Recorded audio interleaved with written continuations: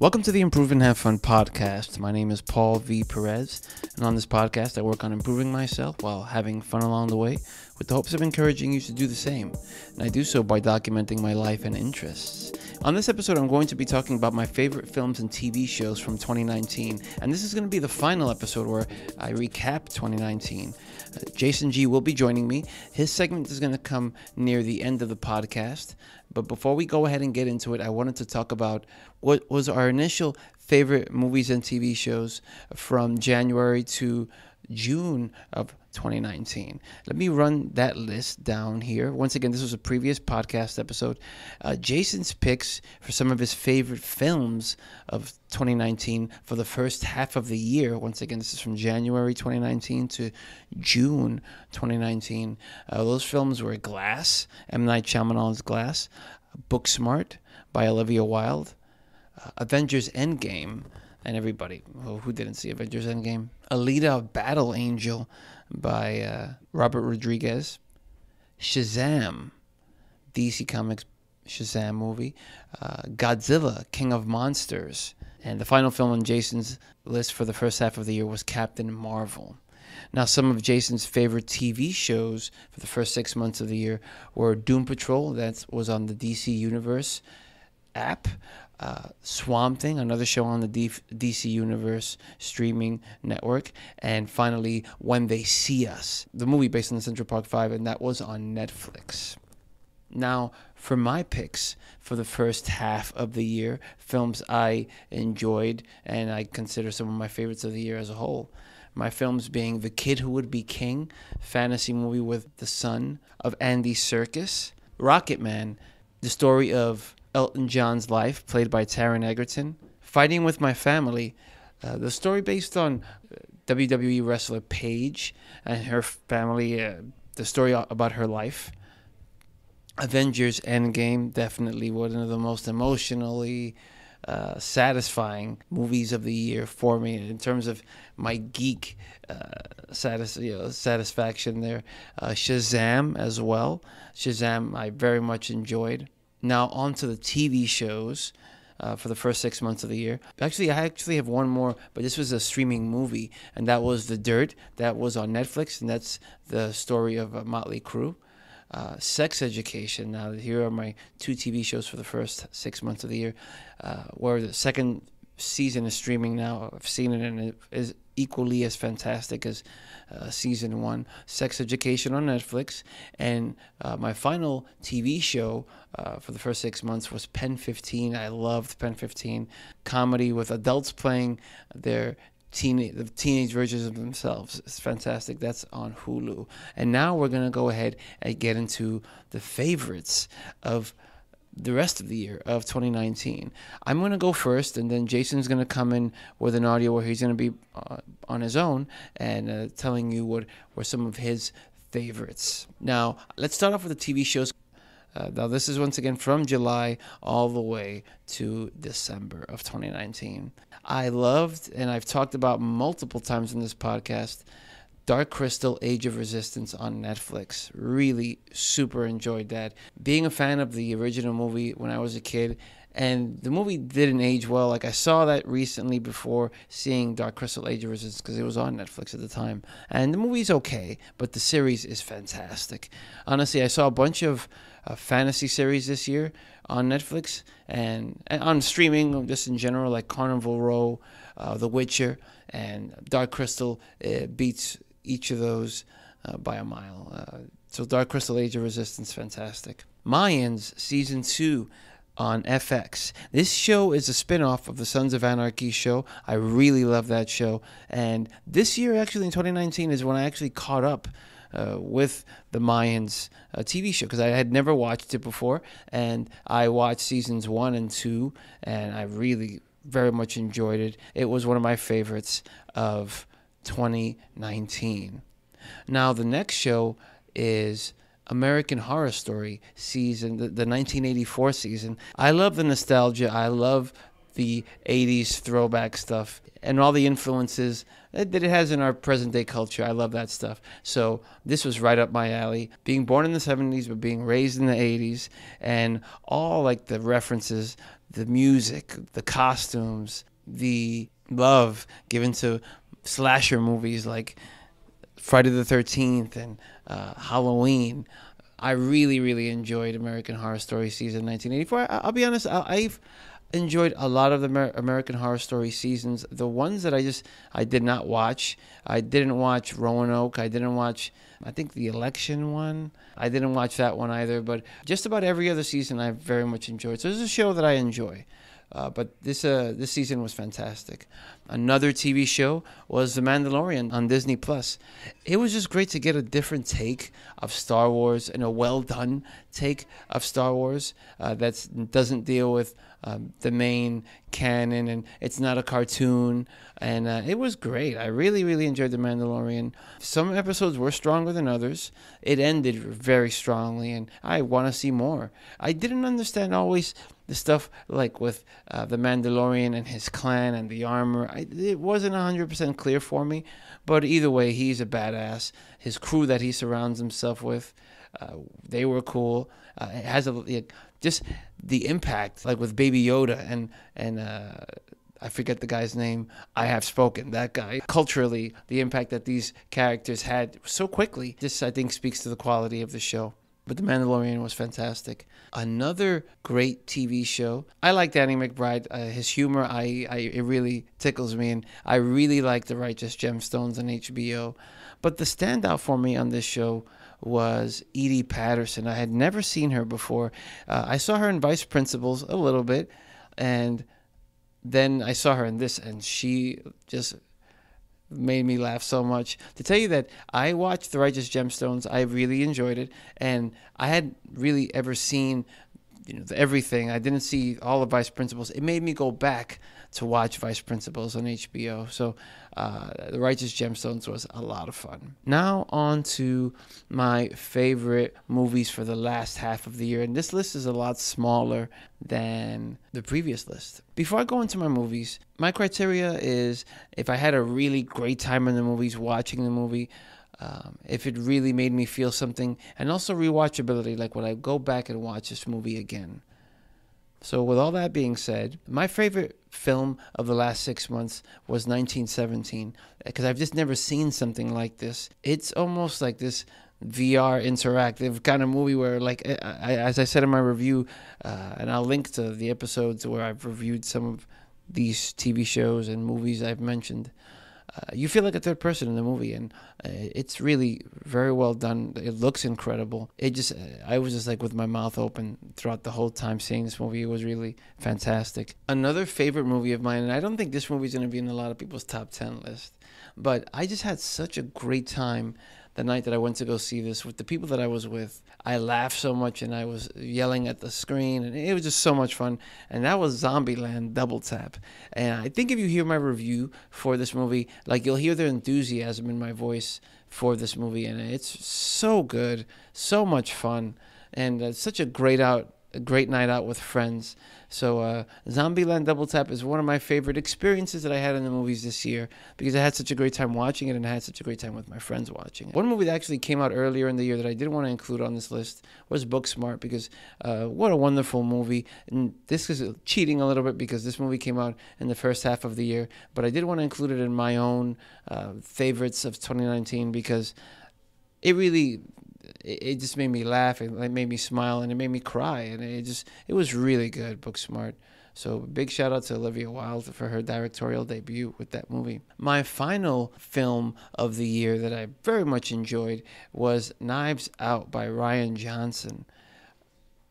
To tell you that this was kind of like a throwback to a movie, to a style of movie that I hadn't seen in years, like The Who Done It.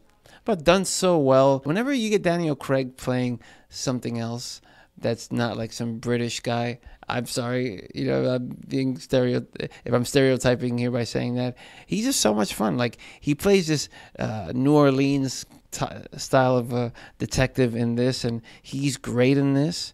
I was watching Lucky Logan recently. on Amazon Prime, and he is just so much fun in that. So this Daniel Craig is fantastic. The cast in this movie is great with Chris Evans and Jamie Lee Curtis and Don Johnson, Christopher Plummer.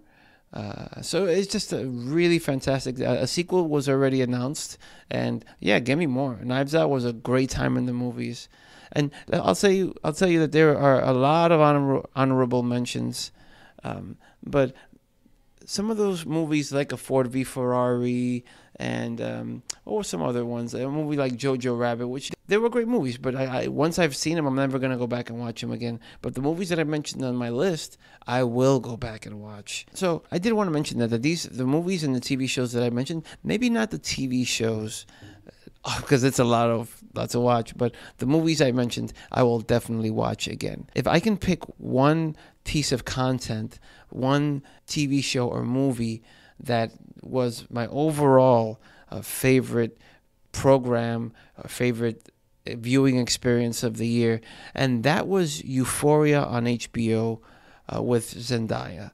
And wow, watching each episode and writing down like just things. The show just made me think. It made me think of like, why is it that humans act the way that we do? Why is it that we need approval? Like, it just got me like journaling and reflecting a lot on myself. And like I said, the show was just superb. I really, really enjoyed Euphoria, and the relationship between Zendaya's character and the other young lady, the other blonde young lady. Like, it just, there was a lot going on in that show, bullying and drug use, and it just really, wow, quality program. And that is probably my favorite piece of content that I just watched all year. That show just really, I didn't want to go to sleep. I mean, I just wanted to continue watching it. I wanted just to continue there with it. And like I said, it just made me think and took my mind in so many different ways. So I really, really, really enjoyed that show. Best show of 2019 for me. The best piece of content I saw in 2019 was Euphoria. But that's it for me. Let's go ahead and get into Jason's picks for the second half of 2019. Good afternoon, everybody. This is Jason. I just wanted to start off by saying, 2020 started off pretty well. 2020 was, the first month of 2020, we had a couple great movies. I saw with Paul. We did some couple of reviews, and those are out there, or they will be soon. We just saw The Gentleman last night. Also, my wife was able to land a job yesterday, which is amazing. A full-time job. She was able to find a part-time job for a little bit, but she wasn't really happy there, and she's been planning to go to somewhere else. And right now, it's looking good. And I just wanted to say, because this is the Improve and Have Fun podcast, that, however hard it may seem, because my wife, she was laid off at a hard time, and it's taken some time to find a new job. But I always told her, no matter what, just keep moving forward. Just keep going to interviews and keep submitting your resume and just keep moving forward. Don't worry about what happened in the last interview or whatever. Just, you're going to eventually find someone who you click with at the interview, and then it's going to work out. And I think it's going to be good. So we'll see. Anyway, I just wanted to say that, whatever you're doing, just don't give up. That's kind of cliche, but you got to stay positive. And I always stay positive with my good friend Paul. I've always been enjoying going to the movies with him. We've been going to our movie nights for maybe now 15 years or something. I think one of the first ones I can remember was Spider-Man 2 by Sam Raimi. But anyway, let's move on. Okay, so just wanted to wrap up 2019 with a shout out to The Boys. So we're going to, this is a streaming show. It's not a movie. But The Boys came out just after we recorded the last podcast for the first half of 2019. And The Boys was amazing. This show was so unexpected. I mean, the comic book graphic novels were out there, but I didn't read them. And I probably won't read them until the show is over because I want to be surprised, and then I'll go read them and compare the two. But the show is really well done. Great acting. So many amazing, unexpected twists. I mean, if you're thinking one thing's going to happen, it might be something else, and it's in a good way. Nobody's perfect.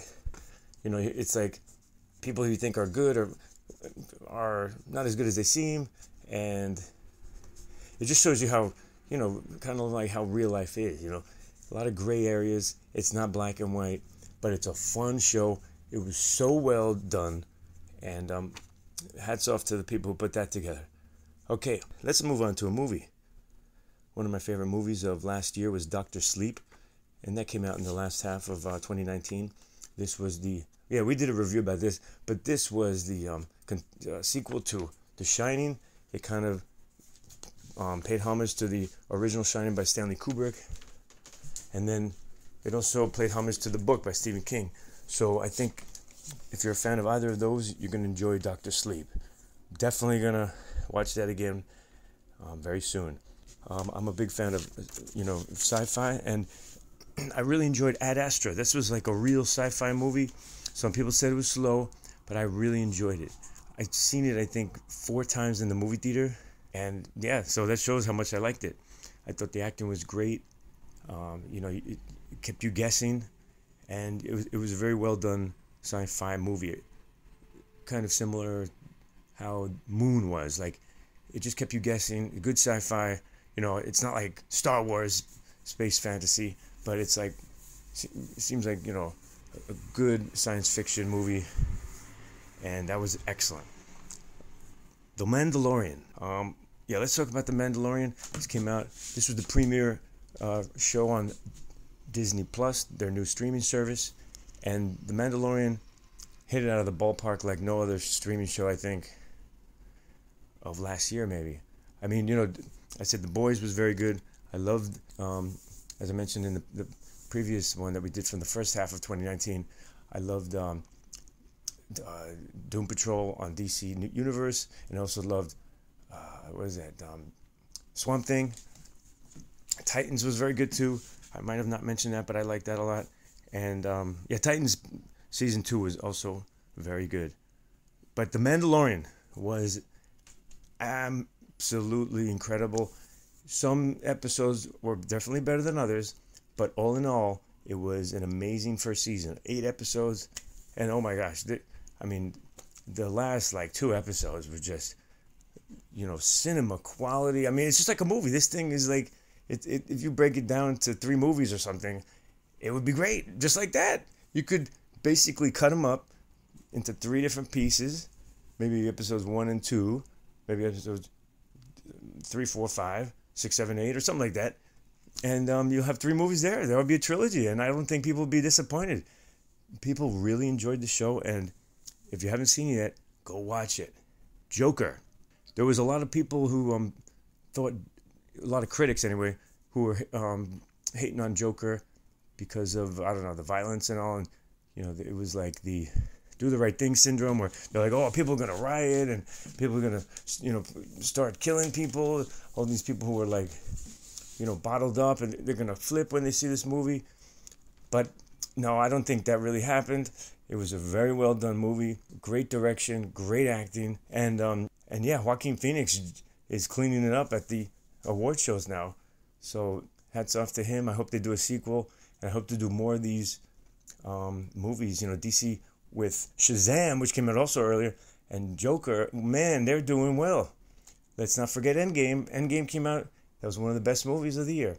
Let's not forget that. That was in the first half, but I just want to mention that again. Okay. And finally, let me mention one of my favorite movies of the year. I also seen this 4 or 5 times. And every time I watch it, it gets better and better. Sorry for the siren in the background, but I think there's a fire engine passing by the window. But anyway, Once Upon a Time in Hollywood was a great, great movie. And like I said, it keeps getting better when I watch it, because there are a lot of subtle things in there that you just, you know, you get more and more as you watch it again and again. So it's a great movie to keep watching. I'm definitely going to buy that. on Blu-ray and all that stuff. You know, I'm still a big fan of physical media, even though I do streaming too.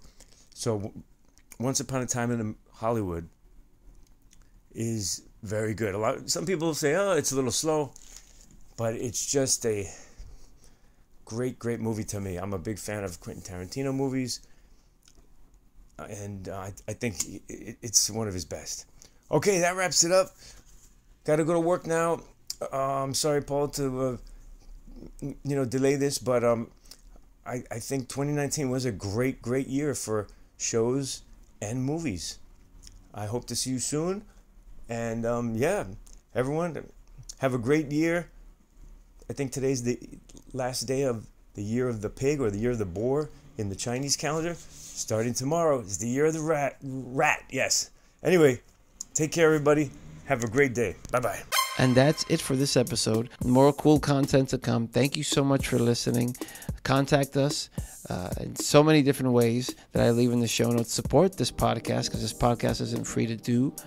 And you are awesome. Thank you so much for listening, and I will catch you on the next one.